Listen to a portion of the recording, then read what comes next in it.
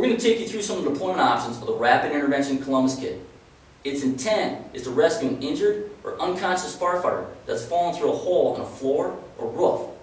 Now that's taking into account that the structural integrity is strong enough to support a rescue attempt from above. If not, the team's going to need to reevaluate their options. The kit itself is comprised of two 50-foot sections of 5/8 inch rescue quality rope of two different colors. The reason we use 5/8 is not for its strength, but for its diameter. Simply stated, it's easier to hold on to than 1/2 inch. Also included with the kit is two extra large locking carabiners, in this case screw locks, and one custom storage bag. The kit that we assembled has more than 7 options for deployment using either one or both ropes together. The advantage of using both ropes is that it provides 4 ends for each member of the RIT to hold on to. This helps to distribute and lighten the load. The other advantage of using both ropes is that it helps to center the victim in the hole, reducing the likelihood of striking their head or air cylinder during the extraction. The 3 primary methods for deployment include the carabiner, full body, and handcuff, in that sequence or progressive order. In this video, we're going to demonstrate all 3 using both ropes, but understand that each one of those techniques can be performed with using only one rope. When the team's setting up for the extraction and preparing to access the downed firefighter, they need to consider 3 factors. First of all, above and beyond overall structural integrity, they want to evaluate if one side of the hole is more stable than the other. Second, they need to consider surface area. You want at least 5 feet to safely and effectively remove the firefighter. And finally, the team needs to evaluate the size and configuration of the hole itself. Can they position the firefighter to provide more clearance for their head, shoulders, and air cylinder? Now our primary means of accessing the downed firefighter is the 12-foot Quik Step folding ladder. For this technique to work though, the size of the hole has to be large enough to accommodate both the ladder and the firefighter descending it. If the hole is too small and can't be enlarged, other methods include performing a hose line slide or using one of the ropes from the Columbus kit to lower a rescuer down. We're going to say that the hole is large enough and it's going to accommodate both the ladder and the firefighter, so we're going to go with that approach technique. You got a 4-person rapid intervention company, that's our standard. 2 are going to go ahead and deploy the Quik Step ladder. The other 2 can come to the hole and address any of the debris that's in the way. Wires, conduit, again, any ceiling framework, they can go ahead and pull that out of the way. If they got any subfloor exposed, they can use their axes, cut that out of the way. Clear as much space as they can get. The deployment kit is in close proximity.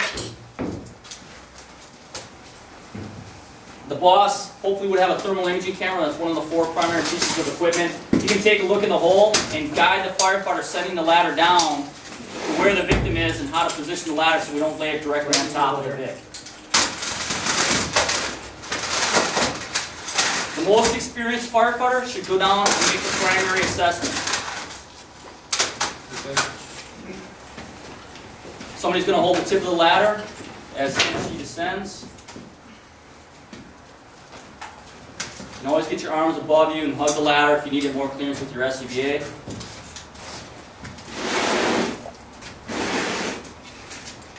That firefighter is going to go down below and do a full assessment to determine what other additional equipment we need. If we need an extraction kit, as far as utility kit, cutting tools to deal with entanglements, if we need the rescue air pack to deal with a lower out of air emergency, and then what type of removal technique we're going to use, carabiner, full body, or handcuff. And once I descend the ladder, I'm going to do my normal assessment of the downed firefighter. That's the frame. So I find them, I'm going to roll the firefighter so I can confirm the identity. I'm looking for the name of the firefighter and the company that they're on. Confirm that this is the firefighter that we're looking for. Looking at the helmet shield allows me to reset the pass device so I can communicate better. I'm also addressing the air supply. So if I need the rescue air pack to supplement the air, I'll do that as well. Then I'm looking at all the equipment. We've confirmed the Mayday. I'm removing any unnecessary equipment, and I'm checking the integrity of the SCBA. Out of those 3 primary techniques, the carabiner will always be our first choice because it's the quickest and easiest to deploy. But it is relying on a couple factors. First of all, the SCBA has to be intact. In other words, we need to use it as a harness. So no straps can be cut or severed. The buckles have to be functioning properly, and I need to be able to tighten down all the straps securely. The SCBA sound, we know already that the hole is large enough to accommodate the firefighter. I'd call for carabiners. So that allows the firefighters up top to get everything set. I'm going to confirm what side we're going to pull the victim out on. Put the tap of the hole, then they can place the kit properly. And I'm going to position the firefighter in the orientation that I need them to be. And regardless of what technique that is, it's always the same. The victim needs to be facing the side that we're going to be pulling them out on. So in this case, I need to rotate.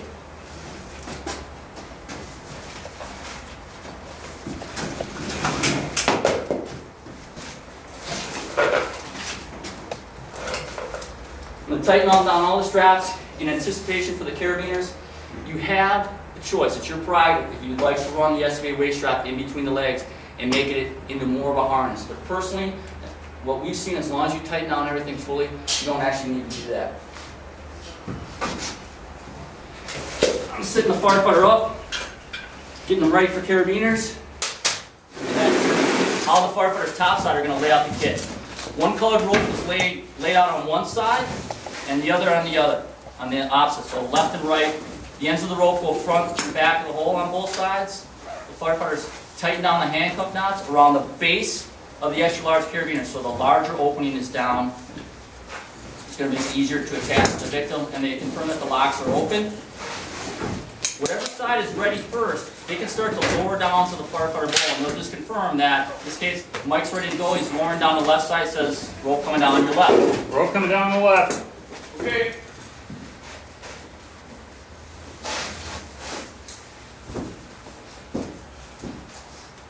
That's getting attached to the top of the left shoulder strap. Once it's connected and in position, centered, they'll call for tension. So they tension that. That keeps that victim in an upright position, and we'll get a closer shot of that. This rope can be lowered down then on the right. Rope coming down on the right. Going to get attached to the right shoulder strap. Once connected, and the firefighter's in a seated position, both ropes are tensioned to keep that firefighter in that position. The bottom firefighter can ascend the ladder and come up topside to grab the other end of the rope. Right side beaners. It's coming down. Take it and you simply clip right into the shoulder strap and lock it off. Then I'm going to tighten down the shoulder strap as much as I can. It needs to be centered right on the top of the shoulder strap. So I call for tension on the right. Ready for the left. Left side beaners. Got it. Gates open. Come in. Clip in. Center it on the shoulder strap. Tension on the left. Tension left. Separate the ends of the rope. We're good. Everything's locked off. Tighten down this shoulder strap as much as I can. Give me a little slack on left. Good. Tension left. And I can climb out and grab the other end of the rope. Coming out the ladder.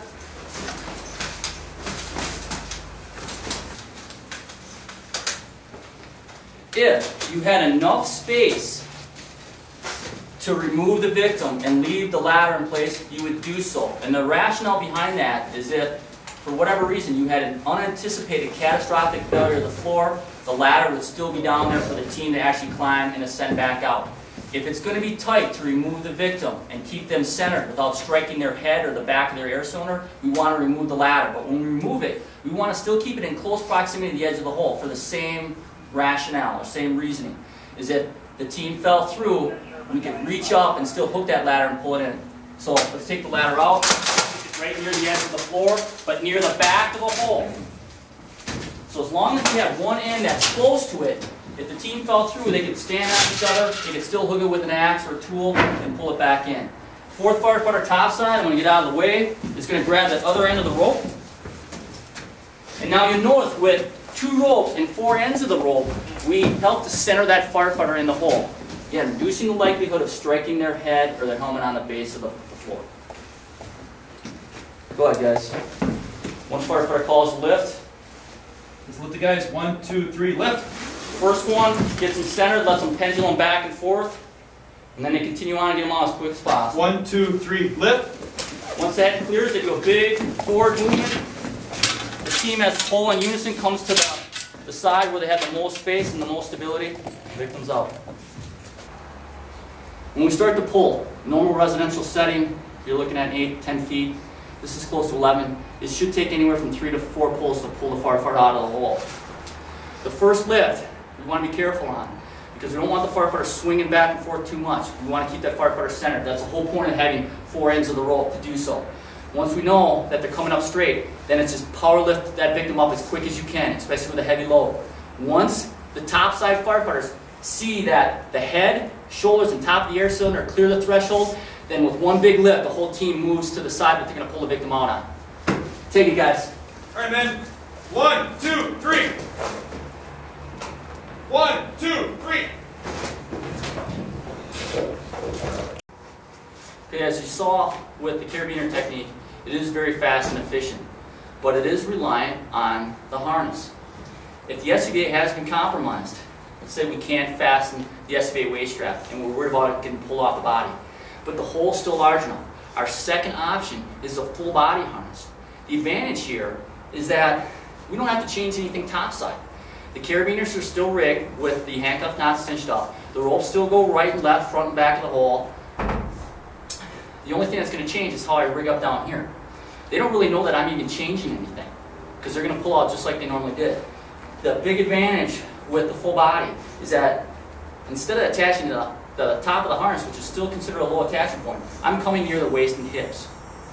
The only thing that you'll notice is that the hookup is a little bit behind the firefighter's head, so it tends to tilt the victim a little bit forward. And to facilitate the hookup, you may need to remove the firefighter's helmet. Okay, beaners. I got out of the firefighter position. We just remove the ladder just so you get a better visual of what's going on. Coming down on the right, I'm going to call for a little bit more slack. Slack, slack, slack, hold. I'm going to take this rope, go along the right side of the body. I'm going to go in between the legs. I'm going to cross over the body. Ready on the left. That's coming. Got it. Slack, slack, slack, hold.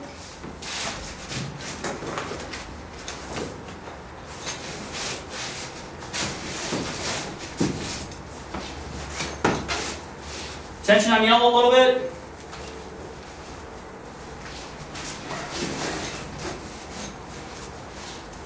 Yellow now gets connected to red.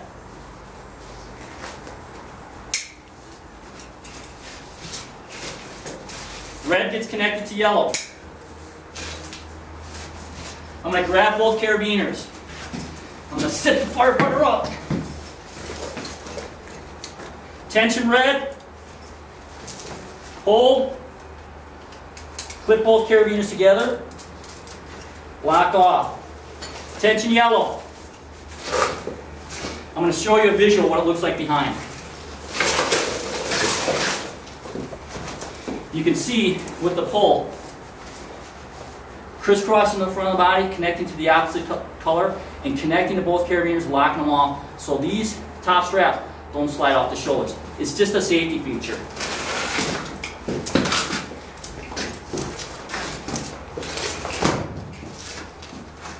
Separated, separated. I descend the ladder, grab the other end, and extract. Take them away, guys. Ready, men. 1, 2, 3. 1, 2, 3. Okay, your third option, when both the SCBA and or the hole can't be enlarged, it's too small, is the handcuff technique. The big advantage of the handcuff is that you can hook in the victim independent of the SCBA. You're attaching to the arms, which elongates the body and puts the firefighter in what we call a low profile position or a Superman position. Makes the shoulders a little bit narrower. The disadvantage of the handcuff technique or method is that just like the full body, it's a little bit more time consuming the rig. Also, there is a potential for you to rig the handcuff knot improperly. If you attach on the arms with the ropes crisscrossed, when we tension and the firefighters lifted or suspended midair, they can actually rotate. Now I'll try to give you an example of that when we hook the rope up. firefighter rotates and the back comes up first to the side that we anticipate the front torso to come on, it's going to make for a much more difficult extraction. The other, or last disadvantage of the handcuff knot is that because it is a higher attachment point, arms, upper arms and forearms versus shoulders and hip, we need to pull more of the firefighter's torso up and over the threshold of the floor to get them to fold over on the edge. So on a heavier firefighter, this is a more demanding extraction. But if we can't enlarge that hole, it may be our only alternative. The difference here is that because we are attaching to both sides, left and right, the rope position's changing. We'll show you that top side. But the ropes go one color to the back of the hole, left and right, and one color to the front of the hole, left and right. They lower the handcuff knots down. The first rope that comes down is a rope to the back of the hole. Now, stop right there, guys. Here's what I want to show you. These loops are going to go on the arms. And here's the ropes, how I tension them. If you can get a view of that knot, Scott, this is my tension ends. They need to be going left and right. If I rotated this, like so, you see how the ropes just crisscross? And I hooked on the arms like so and reduced visibility. When these guys go to lift and tension, watch what happens to the knot. It self-corrects, which means that we could end up rotating the firefighter if we hooked up both ropes the wrong way. So it's a little bit more challenging to make this hookup. Some teams recommend just going one or both ropes to the forearms. We like to attach to the upper arms because it helps to squeeze the shoulders together a little bit more. So I need to keep this knot oriented properly. It's a little bit tougher on a mannequin to get the arms to move. But I'm going to go with first rope above the elbows to the bicep area. And then I'm going to take these ropes, arms up over the head, and I'm going to cinch them down as tight as I can make them.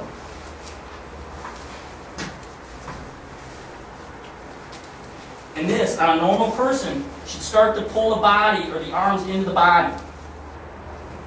Okay, yellow can come on down. Hold.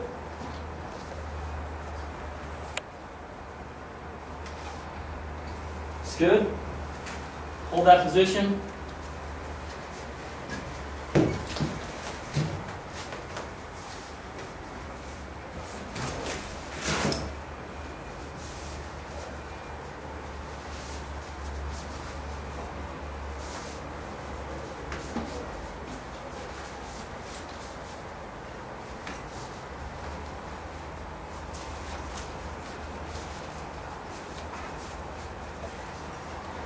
Now that second rope, the first one's to the back of the hole.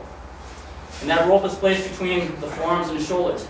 The second one goes to the front of the hole.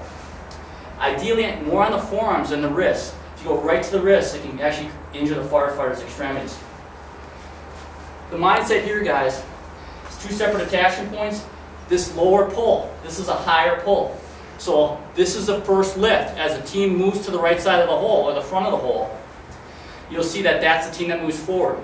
The team at the back of the hole has a lower attachment point. So it makes the last lift over the threshold of the floor a little bit more efficient. Tension all ropes. I'm going to sit the firefighter up, kind of into a vertical position again to make sure everything is seated. Then I ascend the ladder and I grab another one of these rope ends. We'll stay on top side right now. Go ahead, guys. Complete the lift. Ready? 1, 2, 3. 1, 2, 3. Here we go. Ready? 1, 2, 3. 1, 2, 3. 1, 2, 3. I want to conclude with a few extra points. If you had to leave one of the restrooms below, regardless of the reason, let's say you couldn't utilize the ladder, but you still deployed both ropes, you can position them as you see here. Whatever ropes were at the back of the hole, leave them. One on the left, one on the right, regardless of the color. The ropes that were near the front, bring them together in a triangle formation. This will still provide 3 points of lift and help keep the firefighter centered during the extraction. If you had to leave 2 resters below and you deployed both ropes, bring the ends that were on the left together near the center. Same with the ropes on the right. The firefighters up top would secure their respective sides and perform the lift, while the firefighters below assist. Once the victim is out, we can lower the ropes back down to retrieve the rest of the team. In regards to cadence, keep them short and sweet. Something along the lines of ready lift or ready pull. Keep in mind, the longer you're holding on the ropes, the more likely they are to slip through your hands. Once the team is in sync, you don't even need ready anymore. Just use lift, lift, or pull, pull, and get that firefighter out as quickly as possible. I hope this video was beneficial. Practice these techniques to see what works best for you.